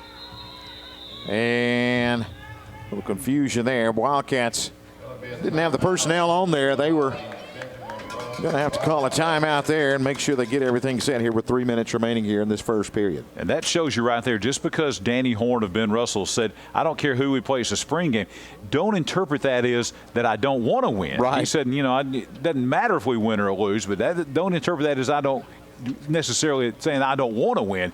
He's trying to win the football game, no doubt. Last year they were here and they played Muscle Shoals, another elite 6A program, and we were treated to a 0-0 tie here on a Saturday afternoon. And hey, those two teams were playing to win, no doubt about that. And I think it speaks, though, that Coach Horn talking about in our interview with Gerhard about the fact, hey, it's a spring game. We want to play the best. Why not? It makes our football team better. Last year plays Muscle Shoals and winds up making the state semifinals. And here he is playing now James Clemens. And I agree with him. I think you play somebody like this in the spring and you know how your team stands. Having worked with Coach Danny Horn and dealt with him since 1989, there were years in which he had such superior talent. But in the spring, you're talking about a team that never looked good. And I'm going to tell you, there were games where he had chances to win, and he held back, and a lot of fans were like, why are we, we're not really running the plays and things like that. And I'll tell you how open he is in the spring in a moment. But a lot of folks felt like that was his reason to put him on film, and so the whole summer these kids had that taste in their mouth so they would be ready in the fall. But big 4th down play here, and a flag comes in. But I will tell you how open he is to spring games. I was actually a coach in a spring game back in 1995. I and another radio announcer were the two coaches on opposing sides, so we divided the teams up and got out there and got after it. But I'm going to tell you, halfway through the game, he didn't like my coaching. He came out of the press box, came down, and I got fired about halfway through, and he took over calling the plays. He said, this is embarrassing. We're going to do a little better than this. And so they changed everything about it. But we're going to go for a field goal here. It looks like James Clemens will attempt the field goal. On for the kick is Brody Droppelman, as he'll be on to try to get the Jets on the scoreboard. No live rush, and so the kick is up, and the kick is true. Nice kick by Droppelman puts James Clemens on the board, 3-0 over the Benjamin Russell Wildcats. So, Tommy, was that first half or second half? It was. He gave me till halftime. He wanted to hear my speech. Okay. And then when we came out in the third quarter, it was not pleasing him enough. So next thing I know, all of a sudden I'm standing next to him and he's calling the plays. So Tommy Wood, in your only high school coaching foray, you lasted 3 quarters. 2.5. 2.5. Yeah. You see the Tonacera Ford scoring drive here. 7 plays, 45 yards, eating 2:02 off the clock. But as you mentioned, John, time of possession clearly in favor of James Clemens here in this first period. They've basically, Ben Russell was 3 and out. So except for 3 plays, every play that's been run in this game has been by James Clemens. And we're back to seeing this outstanding James Clemens defense. So Monty Rice at inside linebacker. Watch him, number 4. We'll talk about him in just a moment. Grogan, Maxwell in the backfield. Maxwell gets the call, hitting the backfield once, twice, and he will be driven down right in the teeth of that Jets defense. Rice is another guy. We saw him come in at the end of this play here. Middle linebacker, 6'1", 230 pounds, a 3-star prospect. He's got 16 offers, Tommy. 16 offers, including Alabama, Auburn, LSU, Ole Miss, Georgia, Louisville, Mississippi State, Florida State, and Michigan. And they say the thing that sets him apart at middle linebacker is outstanding speed. 6'1", 230, can fly to the ball. Grogan with the give again. Not a whole lot there for Maxwell. So is there any wonder why Jim Harbaugh wanted to do a satellite camp in Madison? Yeah, he's going to do it at their arch rival Bob Jones, but in the same town. They share the same stadium, and there's no doubt about that. We've got some flags coming in. I think, Tommy, this is going to be afterwards, maybe some offsetting unsportsmanlike conduct here. A little bit, a little testy after the play was over. So as you mentioned, competitors on the field, and doesn't matter if it's spring or not, they are going to be getting after the officials meeting out there. You see them there. Plenty of football coming your way, Burgess Snowfield, throughout the weekend. Hope you'll get a chance to check some of it out. Following this game, Oxford Yellow Jackets, Ray County out of Tennessee. Penalty against the Wildcats. Be offsetting, but it's actually going to be unsportsmanlike on Benjamin Russell, and that will not please Danny Horn for sure. Moves it back inside the 15-yard line at about the 14, and when offensively you're unable to get a whole lot going, you really don't want a negative play. Coach Danny Horn having a little meeting on the far side there as he greets Carter Jones, the senior, coming off the field, and it's one of the leaders he expects up front. And when you make a penalty like that, you're going to draw the ire of the head coach. This is the situation where you better look for that number 1, LeBrian Ray, one of the top defensive ends in America. Grogan's back, screen to the right side. Maxwell, wow. He catches the football. There are 6 defenders in the area. And a big stop. Michael Sharpley, number 98. You see him coming down the line here. When Maxwell cuts it back, there's Sharpley waiting on him, and he drives him to the turf. Sharpley, 5'11", 240-pound linebacker. And the Wildcats offense still unable to get a whole lot going here in this ball game. Tommy, this is the first time in my entire life that I've ever seen James Clemens play football. They've only had a team for 4 years. I've never had the privilege of watching them in person, but I will tell you, after watching just a little bit of this first quarter, there is no question why they were the number 1 defense in the state last year in 7A. Very, very impressive. 8 starters back off that number 1 defense in 7A football. And they're going to be tough to deal with. But when you've got a defense like this is a team that's got a realistic shot at maybe making it down to Auburn for the 7A title game. You know, I'm going to tell you one thing that's impressive on both sides, how well coached these two teams are. I mean, you know, this is spring, and you're not seeing a lot of missed tackles. You're seeing guys with great form, and they are making things happen, and not a lot of practice leading up to this event. So, again, great coaching by both of these coaches. Handoff Atkinson as he is hit at the line of scrimmage. Again, a little confusion in the backfield. Joseph Arias now in there at quarterback. He is the senior. He and Atkinson unable to decide who was going to keep that one. Brings up second down at 10 for the Jets as we roll under a minute to play here in this first period. Arias Second down and 10. He'll take it. Step back. Got pressure. Flips it out in the flat's going to be incomplete. Good pressure coming off the edge that time for the Wildcats, and that is Jaden Tuck, the junior outside linebacker, as he brings it in. Drives Arias to the turf as soon as he lets go of that one. Third down and 10 now for James Clemens. Now the Jets let Tuck come free that time, and he certainly had an effect on that pass, making the quarterback get rid of it a little bit early. Pass was off, and now another 3rd and long for James Clemens. They've been very good, though, at converting third downs. Arias with a shotgun look has Atkinson back behind him. 3 wideouts go to his right. He'll step back. Got pressure again. Throws it in the flats. Catch is made. Block on the outside is great. 35, 40, 45-yard line. Great run after the catch for Emmanuel Wilder. But an even better block out here on the boundary. You see this block right here. Great kick-out block. That is number 62 paving the way for him. And that is Brody Collier, one of the top offensive linemen for the Jets. And he'll get the kick-out block and pave the way for first down yardage for James Clemens. They blitzed that time, brought an extra linebacker, threw away from the linebacker, found him a little flat-footed over there, and converted yet another third down. This one was a 3rd and 10 conversion. Arias with a fade pattern, got his man down there. Timmy Lawson goes for the knockaway, but cannot do it. It is pulled in and caught for the touchdown. That is Wilder, as he's able to rip it away from Timmy Lawson and fall in the end zone. Well thrown pass by Arias, gives his man a chance. You see the 2 go up there, and the catch is made by Wilder. 6 points now for James Clemens. Great look right there. Great play on the football. And Coach Waldrop from James Clemens, he mentioned that Wilder was going to be one of their playmakers. He listed 3 guys that he thought were going to be big-time playmakers for them in the 2016 season, and Wilder was one of those. And we've seen a couple of plays, especially that one, where he's done just that. Randall for the extra point. The kick is up, and it is no good. Hooks it to the left. So 9-0 your new score. James Clemens leading Benjamin Russell here. You see 35 seconds left on the clock here in this first half.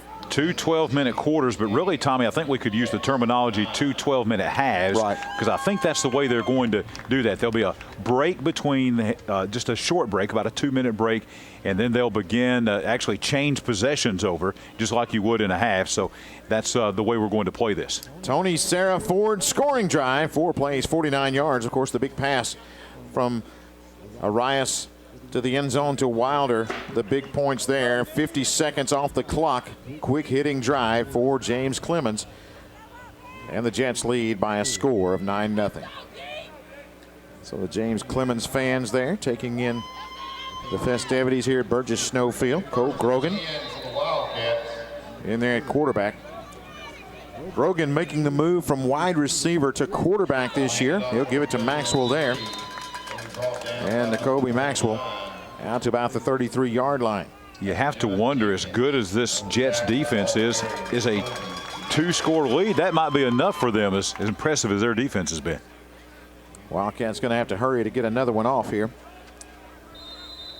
Game clock is now down to 10. Grogan. Motion man to the far side is Jackson. He'll give it to Maxwell. He'll try the corner. Maxwell cuts it back. Going to be hit and dropped. Maxwell showing a little bit of frustration there, as he's been unable to really make it to the second wave of this defense. They have been tough up front, have the Jets, just as we thought coming in. But that is the end of the first period, 9-0. James Clemens going to take the lead as the two teams will make their way to their sidelines. And John, offensively, Wildcats going to have to find out some way to move the football here as we open up the second. The Jets up by 9 as we take this break. This is the 2016 Gridiron Challenge on TV24. Last year, I challenged our relocation team to be even better. Their response was, it will cost you your 42-year-old mustache. Today, we're the only platinum-recognized Carter's USA broker in the state of Alabama. I sure miss that mustache.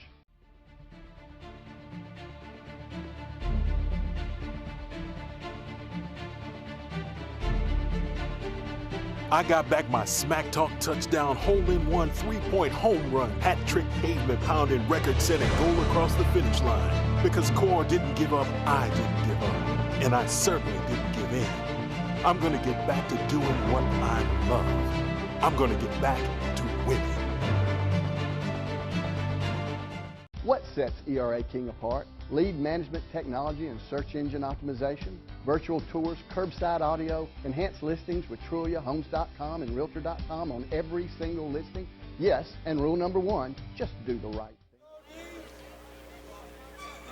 The Jets of James Clemens only allowed 8 points per game last year, and looks like they're picking up right where they left off. They have been tough here in this first half against the Wildcats from Benjamin Russell. 9-0 Jets lead. Wildcats first down and 10 at the 30-yard line. Grogan to Maxwell.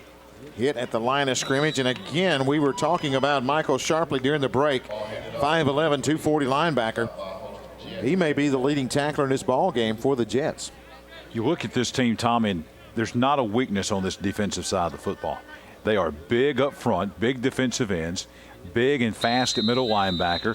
They're big and fast in the secondary and very athletic. There's not a weak link that I've seen anywhere in the starting 11 of this Jets defense. They take in Sharpley, moved him to a down lineman position, so he is down on the line with a hand on the ground.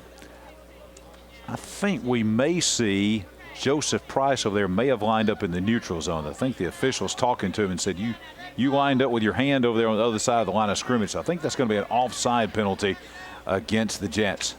It appears that way. That will move it forward 5, so the Wildcats will take that. It's about as good a gain as Ben Russell's had. It's the 5-yard penalty. Biggest gain in the ball game. Second down and about 3 now. Wildcats with a chance to get something going offensively. Grogan, the quarterback. He'll take it, step straight back. Down the middle he goes, got his man, overshoots him. He had Darius Jackson down the middle of the field. And just a little too tall. Jackson unable to pull that in. Grogan read it quickly, tried to lay it out there and just put a little too much on it. And it's incomplete, brings up third down. I know here in our East Alabama community, we'll have a couple of schools very interested in this game because our folks that are Gadsden City fans watching, they'll be in the same region with James Clemens again. James Clemens beat them in a very close game last year.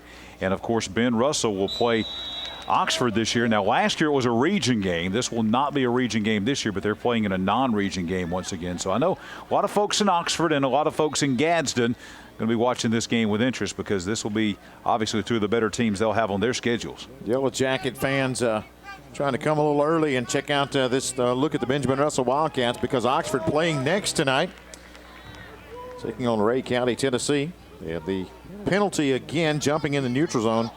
You see Monty Rice there, just a little too eager, and he will jump into the neutral zone and cost his team 5, and the Wildcats have a first down. Again, as we mentioned, Rice, one of the top linebackers in the state. 6'1", 227. Grogan with a shotgun look. Goes back to Maxwell. Maxwell right side. Tries to slip through a defender. He'll power his way out to about the 45, but he's just been unable to really get into the linebacking core and into the secondary. The defensive front for James Clemens just hard to move out of there. As we mentioned, Benjamin Russell with a lot of new faces on that offensive front. A lot of new guys trying to get Ben Russell back to at least the semifinals, if not to Auburn in 6A football this fall. Grogan fakes a speed sweep, comes back to Maxwell. He's hit at the line. And tell you what, just nowhere for Maxwell to run the football. Third down. Price, his helmet came off. You see that there. It came off and rolled about 20 yards down the field, so he'll come over to the sidelines and may have to replace some hardware in the helmet after that one. Gives you an idea how physical this is. These two teams are getting after it, folks. Third and long, and again, this is where you look for big number 1 there, the defensive end on your near side of the screen. with Brian Ray. He's going to switch over now. They're going to move him around. It looks like he's going to move over to the other side, switching him around, trying to disguise him. He'll stand up over there at defensive end now, puts his hand on the ground. 3rd down and long for the Wildcats. Back is Grogan. Ray forced him inside, and right there waiting is Sharpley again with a stop. Ray got the push around the corner.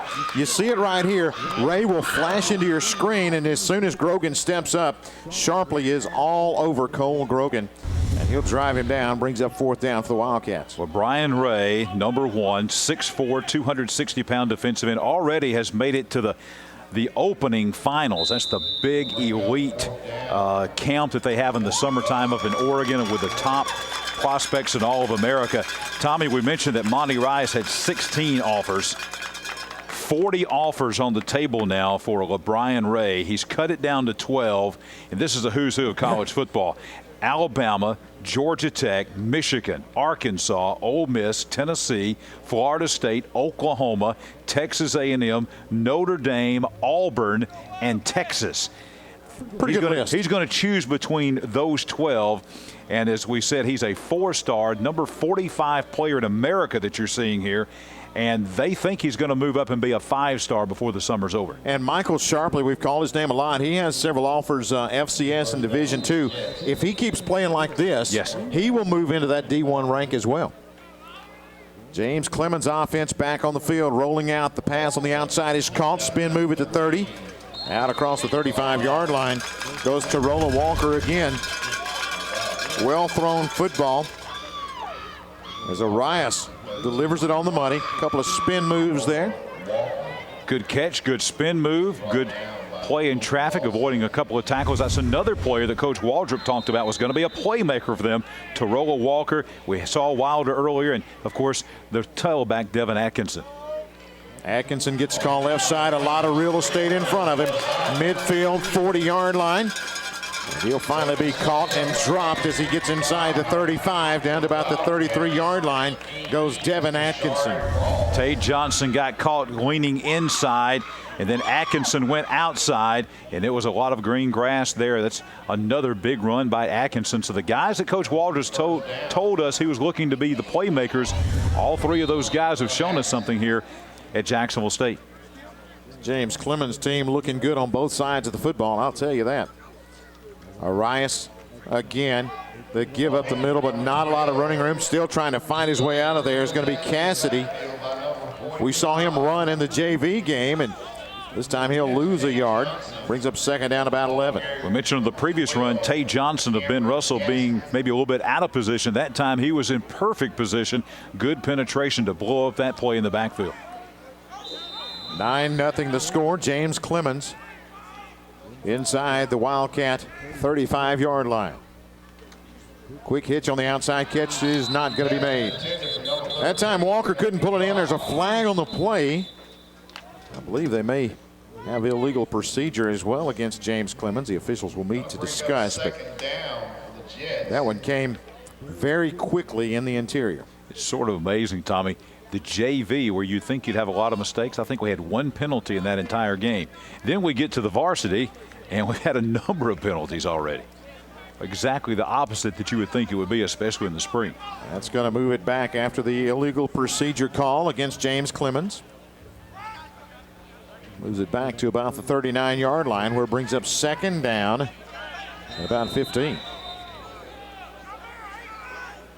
Again, Arias in there at quarterback, as he has looked good coming in. Hands off to Atkinson. He slips as he took the handoff. Give credit to Jacoby Lawson for the stop. But Atkinson, really, you see him stumbling right here as soon as he takes the pigskin. And when he tries to cut it outside right there, he will hit the turf here at Burgess Snowfield. Brings up 3rd down. 16 yards to go now for James Clemens. Clock rolling, 7:37 left here in this game. Back to pass, Arias looking, rolls right, in trouble. He's going to be dropped. Good coverage sack that time. Secondary did their job, and Gray does his as he brings Arias down And it's going to be 4th down. Clemens going to have to punt it away. Another good open field tackle by Ben Russell. As you said, Tommy, a coverage sack, no one open, and then you make the sack in the backfield with a good open field tackle. Just a great defensive stand that time, except for a couple of plays there, but overall a good defensive stand there by Benjamin Russell.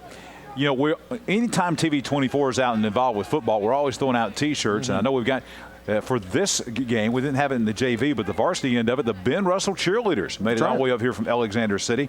And I think Gerhard's going to have them throwing out some T-shirts a little bit later on. So they want to welcome them. And I think Oxford, I saw their band out there practicing. Okay. And I think in the past when Oxford's been in this event, they brought their band. So I don't know that, but I saw them practicing the other day.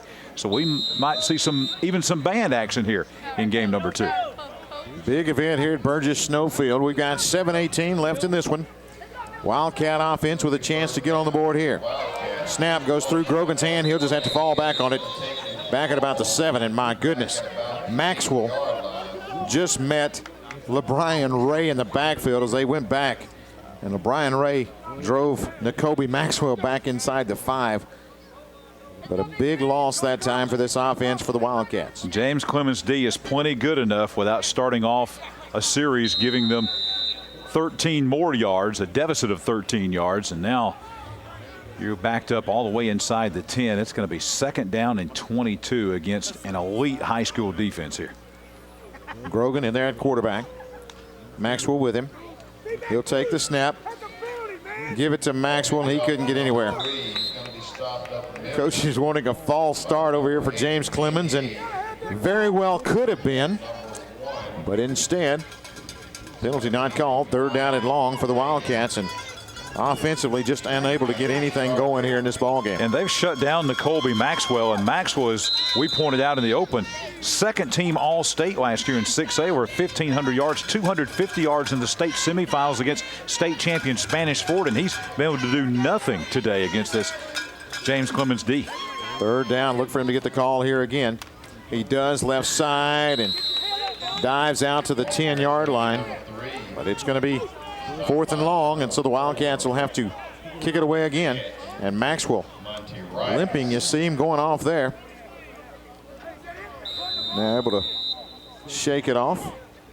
So the Wildcats will have to punt it away again. Offensively just unable to get much going against this tough James Clemens defense. A 35-yard punt, if you will. So this is going to be excellent field position again for James Clemens. Really since the opening drive of the game when they started off on their own 30. Since that time, James Clemens has owned not only the clock, but they've also owned the time of possession, and they've owned field position. They're going to actually start this drive inside Ben Russell territory, as you see there at the 45-yard line. So can they tack another score on with 5:40 to go? Looks like Nolan coming back in at quarterback. If you're Coach Wade Waldrop, you've got to be pleased with what you've seen from your troops here tonight. We'll get a word with him after the game. And they look like they're in mid-season form. Not only defensively, I'm impressed with them what they've been able to do on the offensive side. McGee back in there, tailback with Nolan. And Nolan going to roll left side, looking in the flats. Couldn't get enough on it. Had his man out there. But pressure again from Gray in the backfield. Couldn't step forward and throw it. You see right here, he fakes it, rolls back around to the left side, gets the shoulders turned. But again, the defense all over him when he lets go, and he just couldn't put enough on it. Gray's a good football player. You see the speed there. He's going to be able to help somebody. I'm not sure what level, because I'm not a college recruiter guy, but I can tell you that guy can help somebody at the next level. 2nd down at about 10. Good look at the quarterback right there. That again is Nolan. 5'11", 180-pound senior. He'll take it, give it to McGee. Comes near side. He'll fight inside the 45-yard line to about the 43-yard line. Sophomore running back.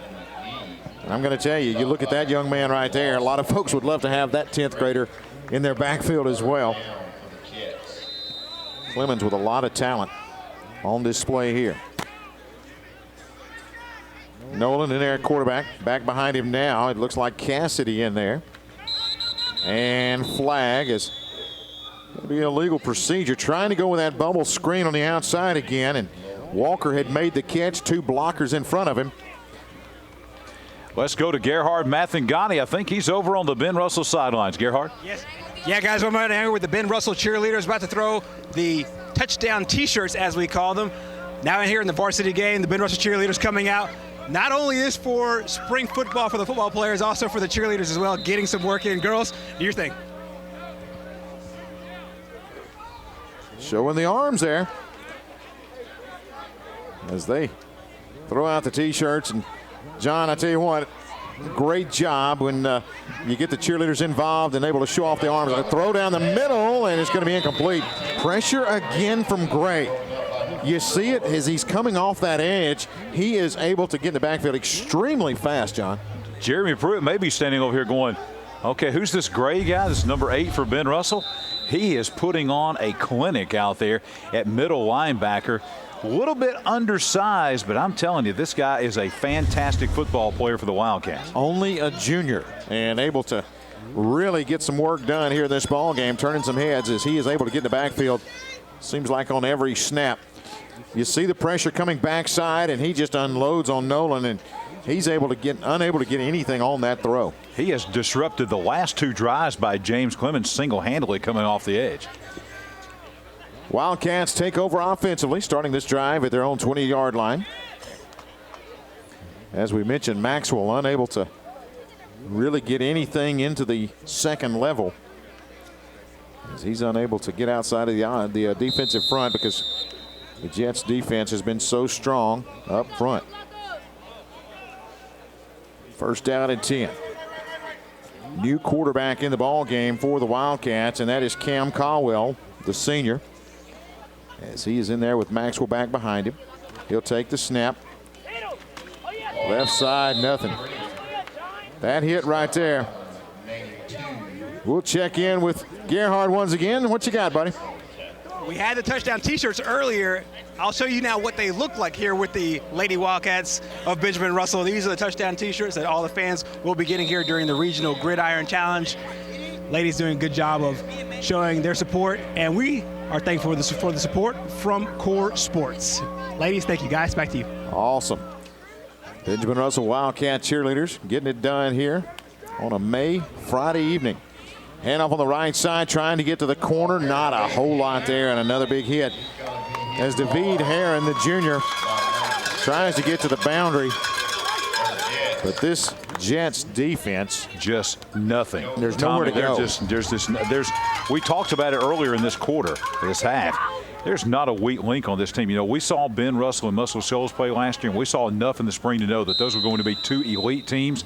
I think we've seen enough here. We know James Clemens is going to be elite, one of the top teams in 7A. I think there's enough talent on the Ben Russell side that they're going to be heard from in 6A, but right now, there's just nothing there. Tommy, that's about 3 yards. As far as from scrimmage, I don't know that they've had a play that's been over 3 or 4 yards from the line of scrimmage. Again, a short gain. You see Maxwell getting the call the right side there, and he's just able to fall forward and move it across the 20-yard line to about the 21, but Wildcats forced to punt it again. There is just nowhere to run. If you're a James Clemens fan watching this, you have got to be excited about the 2016 season. And if you're a 7A football fan watching us across the state on TV24, on various cable systems and so forth, you've got to be thinking, boy, I'm not sure I'm looking forward to playing this bunch. Yeah, they've gotten better every year, and I'm sitting here and watching this team right here, and in the teams that you and I have seen over the years, this performance here is just as good as any we've seen. Yes, this is a fantastic, especially on the defensive side, 7A football team. First down and 10. Shotgun look again. You got Nolan back in there with Cassidy to his side.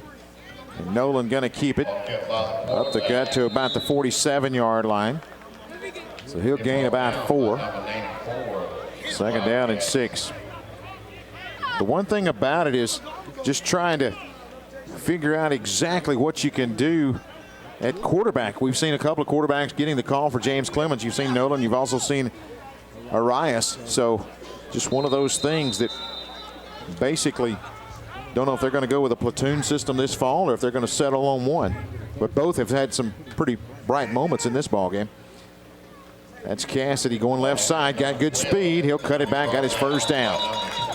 He'll take it about the 45-yard line. One of the guys we saw in the JV portion of this game, Joseph Logan at wide receiver, I noticed he's out there now on the varsity end of these things. So he apparently impressed the coaches enough in the JV part to get some playing time here in the varsity. Yeah, Cassidy had the long touchdown run in the first game in the JV as well. So he spells Atkinson, who will come back in right now on first down and 10. There's problems with the chains on the far side, and they will move forward now. So it'll be first down and 10 for James Clemens. Officials are going to stop the clock now and stop play till they can get the chain situation rectified, and I think they do, and they'll whistle it back in and wind the clock.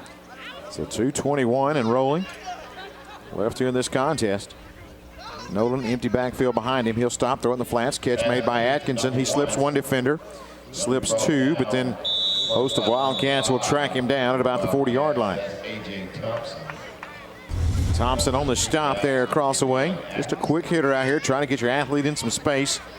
Like I said, makes the first one miss, but as you know, the way these two teams have played so fundamentally sound, the defense is coming. You can't dance around against either one of these teams because help is on the way. We've seen enough. There's enough talent on that. They may not be as far along. Ben Russell may not be, Tommy, as they were last year at this time. But there's enough talent and depth and defense over there, and we know the coaching's there, that this is going to be a team that's going to be dealt with in 6A football, no doubt about it. Nolan with a keeper gets another first down to the 30-yard line. And that's the one thing that going into this season, you knew that the Wildcats did not have that explosive playmaker in the backfield. Now, Maxwell can get it done, but they've got to find some other weapons offensively, and that's going to be where this summer is going to be a very key time for this Wildcat team.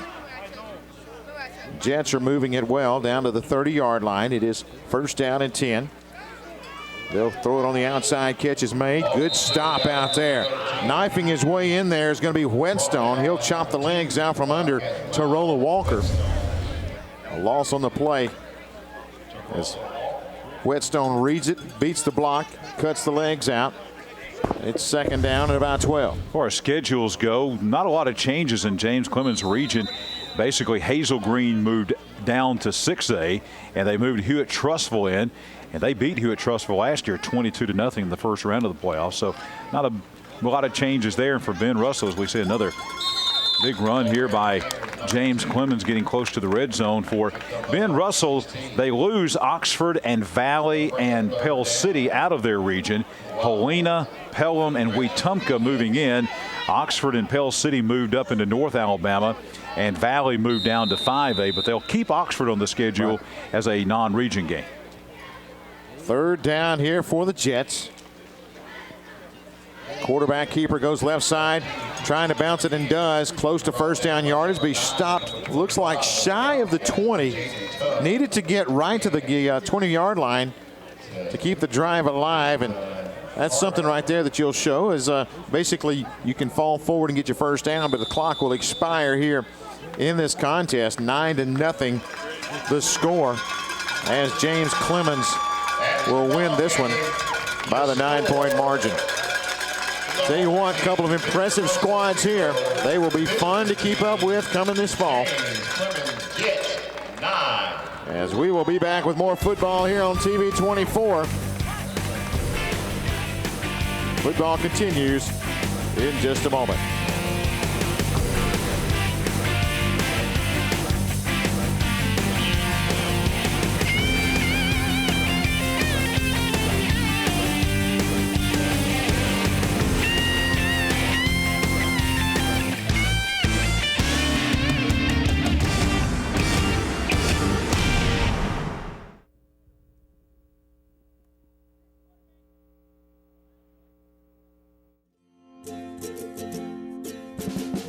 Sure, it seems like there are tons of decisions to be made as you start down your college path. The good news is Gadsden State can help. Online, on the phone, or in person at the new One Stop Center in Gadsden.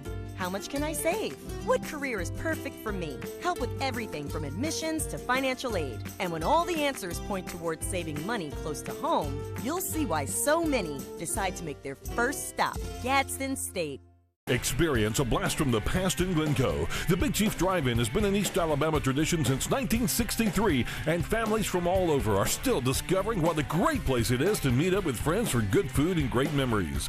Locally owned and operated by Jeff and Regina Word, the Big Chief cooks up delicious burgers, chicken fingers, fries, and more, plus milkshakes and ice cream specialties that'll keep you coming back for more no matter the time of year. Like them on Facebook to get details on daily specials. The Big Chief Drive-In in Glencoe. At Family Health and Wellness Center in Oxford, we believe in treating every patient like members of our own family. That's what we do every day. Dr. Edmond, a board-certified primary care physician, and his staff are here for you through each step of your wellness journey. Dr. Edmond also routinely visits his patients who have been hospitalized and makes follow-up calls to ensure they are on the road to recovery. Check us out online, call us, or come by our office. One visit and you'll know you're a member of our family. Downey Drug has been your pharmacy leader for over 40 years, and we are regularly voted best pharmacy and pharmacist by the readers of the Anniston Star. At Downey Drug, our customers are also our friends and neighbors, and we sincerely care about your health. That's why we are dedicated to personal service every day with every customer. And now, introducing Easy Meds, medication management made simple. Call us and find out more. Downey Drug, your pharmacy leader with 2 locations to serve. Hey guys, I'm here with Coach Wade Waldrop of James Clemens. First off, Coach, your overall thoughts of the way your team looked. We didn't get a chance to talk to you before the JV game, so assess both teams. Yeah, I thought we played hard. Thought we did some things really well, especially on defense. Had 1 turnover on offense and had some penalties in that second half with our varsity guys that you got to get cleaned up. But nobody got hurt, I don't think, on either side, so that's really good. Absolutely. Talk about some of the things that you worked on in the spring, and then now that the spring game is over with, some of the things you'll take into the summer and then in fall camp. Yeah, always want to be physical in the spring, really try to run the ball and stop the run. But our main focus, we've got 4 or 5 kids that have got to play for us on Friday night that didn't play on Friday night last year, and developing that younger guy, trying to develop more depth on both sides was the focus. Obviously, McDonald, Ray, and Rice will get a lot of the attention. Talk about some of the guys that are around, and we'll get to those guys in a second, but talk about some of the guys that are around them. John Jenkins, 49 inside, he's already had a couple of Division I offers too, and man, he makes it go. But up front on our D-line, Michael Sharpley, 98, and Jeremy Garth, 83. Jeremy's probably undersized, but he started in our program will be for 4 years. He's a captain, and he just does everything right. I mean, he's a big-time player for us, and so is Michael. Michael Sharpley does a great job. But Lance Mead on the other side, who really doesn't get tested a lot, number 2, he's a great player too. This group, special group for us. They were freshmen when we got there as a staff, and they really bought into what we were trying to do and believed in us, and we believed in them, and they've been a big part of our success. Lots of college recruits were here to see some of these guys. I know for you, the recruiting aspect is a lot busier too, trying to mediate between the guys that are looking at the college level and then also maintaining your success with the Jets. Yeah, it is, but it's fun. It's really fun. I think we had 5 or 6 guys at every practice. So from a coaching standpoint, the effort part of spring practice, which is really hard sometimes when it's hot, that was not very hard. Every kid in the program's out there working hard because you've got guys on the sideline watching them and evaluating them, and it helps our other kids. The kids that have the offers, it's important for them, but for the kids that are coming along behind them, and then the other kids in that class that can play college ball getting evaluated, it's huge for our program. Final question, talk about being able to come out here to a college facility, being able to play on television and get your guys some of the exposure. Yeah, it's awesome. I mean, getting here and being in this environment for our guys, getting on campus, which allows this staff, Jacksonville State staff, to have coaches here and be able to evaluate our guys. It's good. It's a great experience, and we'll do it again if they'll have us back. Absolutely, I'm sure we will. Coach, thank you very much. Good luck to your team moving forward, and we'll see you soon. Appreciate it. Absolutely, thank you, Coach. That's Coach Wade Waldrop of James Clemens. His team, obviously, really, really good today, guys. Gerhard, I tell you what, you talk about a team that was impressive. You and I have been doing this for several years, doing these spring games, and that to me was a performance that maybe later on this fall you and I are going, we remember when they started, because they are an impressive group, both sides of the football. Tommy, you and I have called every year. We call state championship games at the Super 7. And so we've seen what it takes to get there. And this team has got, from what I've seen today, they've got what it takes to get to Auburn, to Jordan-Hare Stadium, to the Super 7 this year. They will be one of the top teams in 7A football, no question about it. Especially defensively. You talk about, we came in ready to see Ray really just steal the spotlight.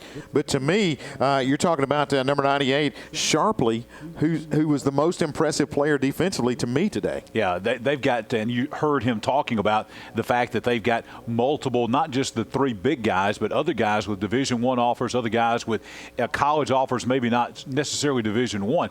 They may have, off of this 11-man defense, they may have 7, 8 guys that wind up playing college football somewhere. You know, and let's talk about what he mentioned there, recruiting-wise. One aspect that I had really never thought about is when you have college coaches showing up to watch spring practice, not only are your guys that they're looking at benefiting from them being there, but your younger guys, they want to make sure that when the coaches leave, they've got their name as well. Yeah, because I think college coaches wind up seeing it, especially in a spring game like this, they wind up coming away and going back to their head coach and their staff and saying, hey, that program out there's got a lot of good young kids coming. We need to watch. We need to get into that school. We need to watch that program because they've got it going on. They've got a lot of great young players coming up, so we need to keep in contact with them, and that helps everybody in the program all the way down the line. Yeah, coaches have to love seeing those college guys come in and again, provide the motivation to get through spring because a lot of schools really have trouble getting those kids out and being focused in the spring because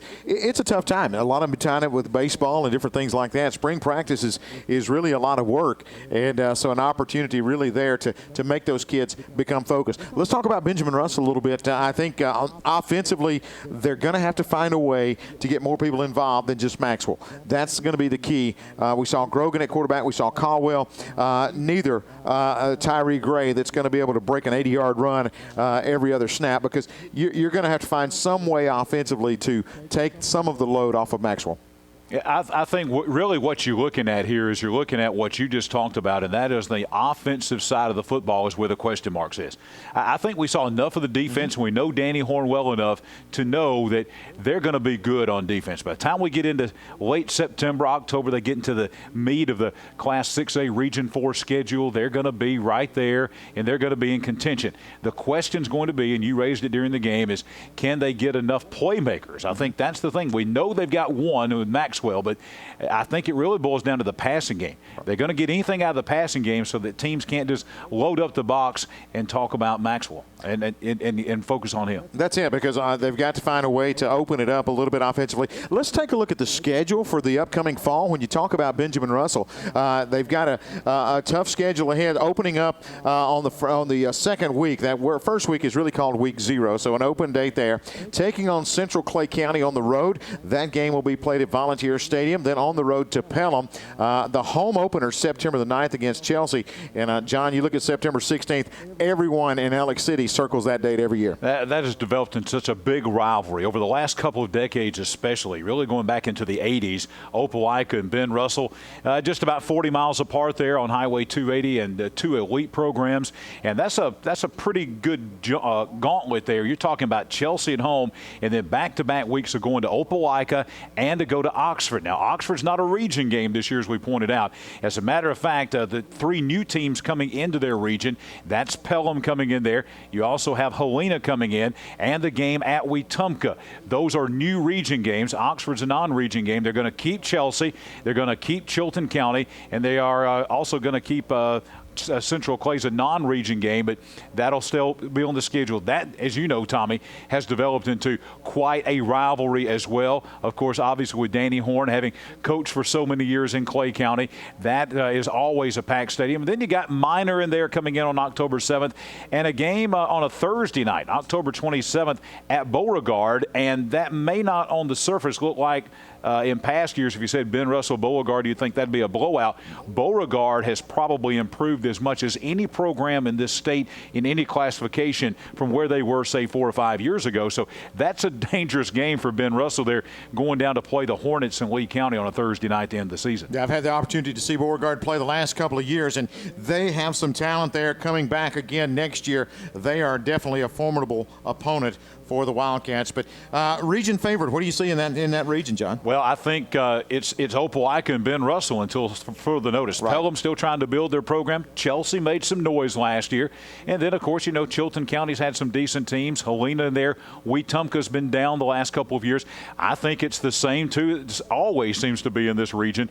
That's Opelika and Benjamin Russell. I would not be surprised if September 16th down at Bulldog Stadium, if that winds up being the region title game once again.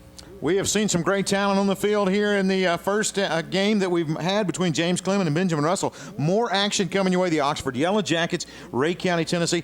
Give us a little synopsis. What do you know about Ray County? Well, Ray County, Tennessee, Tommy, last year they were 10-4. They wound up 7-3 in the regular season. I think a lot of folks in Tennessee not really thinking about them making a deep playoff run.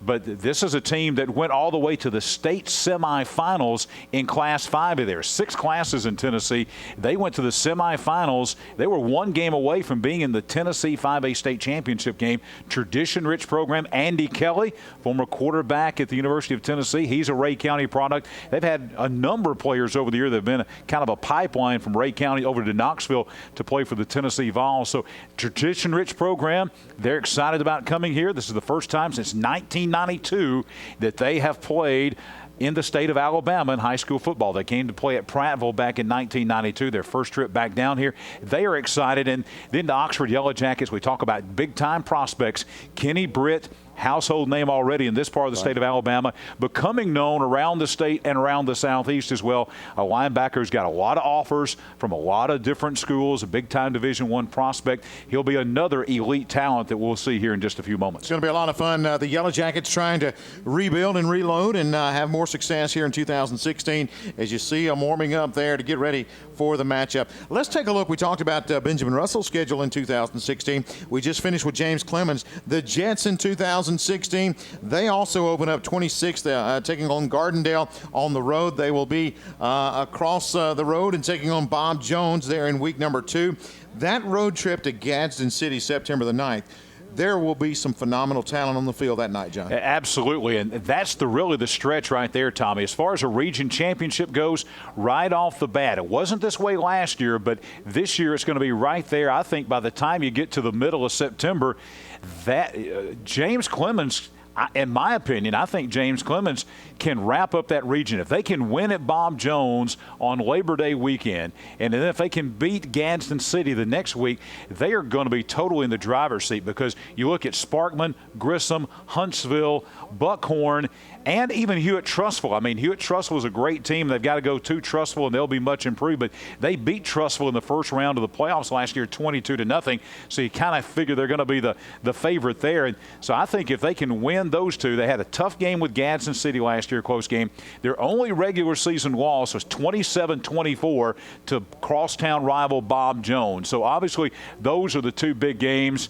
They lose Hazel Green as far as region play goes, and they pick up Hewitt-Trussville. That's the only change in the region. And then, they, of course, you see there where they've got Gardendale in a non-region game, and they've also got Decatur, I think, in a non-region game. So that's a schedule right there that is very heavily weighted to the front end of the schedule.